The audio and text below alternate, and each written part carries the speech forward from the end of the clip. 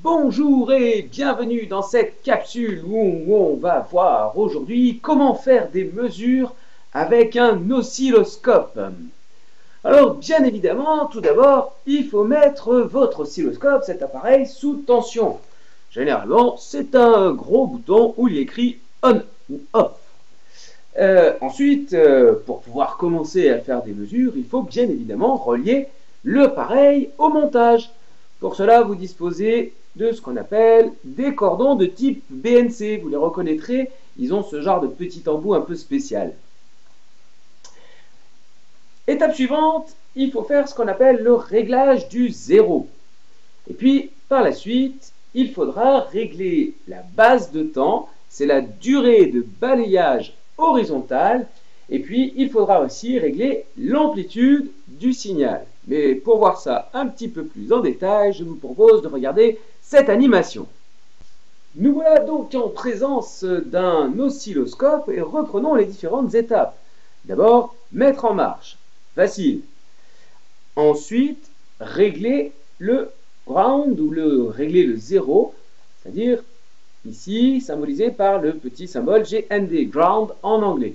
Ensuite, ce ground, ce niveau 0, cette référence, il faut l'amener au milieu de l'écran en modifiant la position verticale ici, en jouant sur Y pause. Voilà. On va y arriver comme ceci. Ça sera suffisant.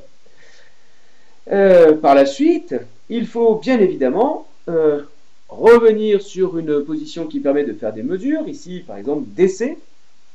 On peut désormais faire entrer un signal dans l'oscilloscope en le reliant à un générateur. C'est chose faite. Comme je vous le disais précédemment, il va falloir régler la base de temps. La base de temps correspond à la durée d'une division. Une division, c'est un gros carreau comme ceci. Alors pour l'instant, une division, un carreau dure 5 millisecondes. Et on a un signal qui est un petit peu trop resserré entre guillemets. Pour zoomer en quelque sorte dans ce signal, de manière à ne garder qu'une ou deux périodes, ce qui est en général suffisant, il va falloir changer la durée du balayage comme ceci. On dispose désormais de une, deux, voire trois périodes, ce qui sera suffisant pour notre exemple. Ensuite, on constate que l'amplitude, le signal ici, est un petit peu ratatiné. Il est un petit peu petit, il n'occupe pas tout l'écran.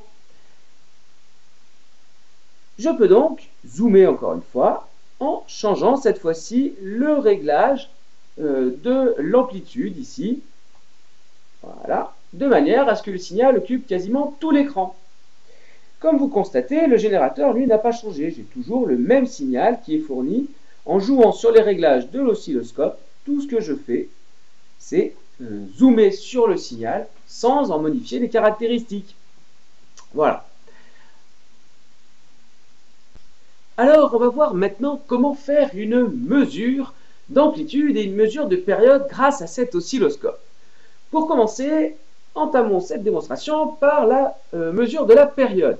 La période, je vous le rappelle, est la durée d'un motif. Ici, c'est la durée d'un cycle.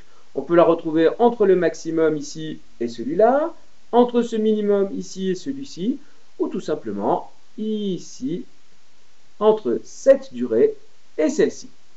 Alors, comment faire pour faire cette mesure? On regarde d'abord le calibre. Le calibre ici, au niveau de la durée, est de 2 millisecondes par division, c'est-à-dire 2 millisecondes pour une division, un carreau, un grand carreau ici. Comment faire pour mesurer cette période? Eh bien, cette période fait 1, 2, 3, 4 et 5 carreaux. Une période correspond donc à 5 carreaux, ou plutôt 5 divisions. Une division valant 2 millisecondes. Nous avons donc une période de 10 millisecondes.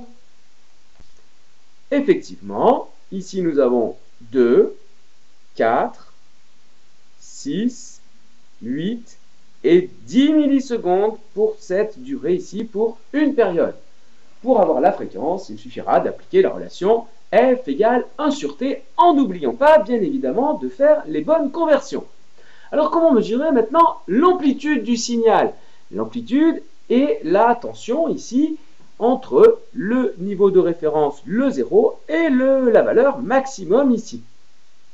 Comme tout à l'heure, regardons le calibre. Ici, le calibre est de 2 volts pour une division, c'est-à-dire 2 volts pour un carreau. Donc, la valeur maximum du signal ici sera de 4 volts, puisqu'on a 2 divisions. Umax vaut 4 volts ici. A contrario, ou plutôt ici, la valeur minimum, de la même manière, vaudra moins 4 volts. Alors maintenant, c'est à vous. Je vous lance, comme d'habitude, un petit défi. Et je vous défie de trouver la valeur de l'amplitude et de la période du signal suivant. À vous de jouer, vous pouvez mettre pause. Voici le signal à analyser. Prenez quelques instants, réfléchissez bien, trouvez l'amplitude, la période et la fréquence de ce signal. À vous.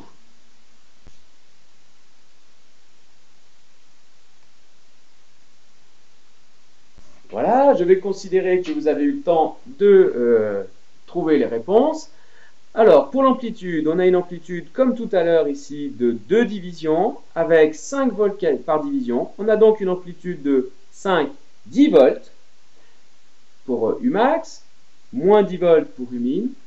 En ce qui concerne la période, on a 1, 2, 3, 4 et 5 divisions. Une division valant 200 microsecondes.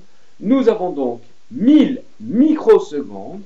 Et si vous avez bien fait vos calculs et vos conversions, pour une période de 1000 microsecondes, c'est-à-dire une milliseconde, cela correspond à une fréquence de 1000 Hz.